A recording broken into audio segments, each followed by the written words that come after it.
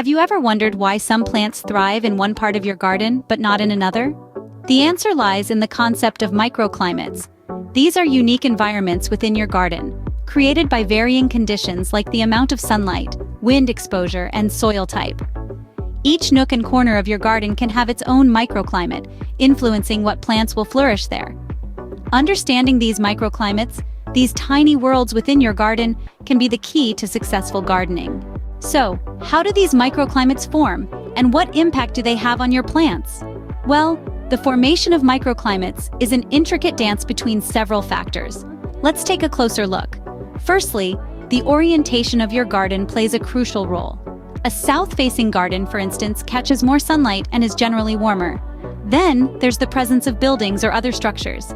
These can create shade, block wind, or even reflect heat, thereby altering the climate in their vicinity. Next up is the type of soil. Darker soils absorb more heat, while lighter ones reflect it. Sandy soils drain quickly, while clay soils retain water, and these characteristics can significantly influence temperature and moisture levels. These factors, in turn, can affect plant growth. They determine which plants thrive and which struggle, influencing everything from flowering times to susceptibility to pests. By recognizing and understanding these microclimates, you can choose the right plants for each part of your garden. Now that we've understood what microclimates are and how they work, how can we use this knowledge to our advantage?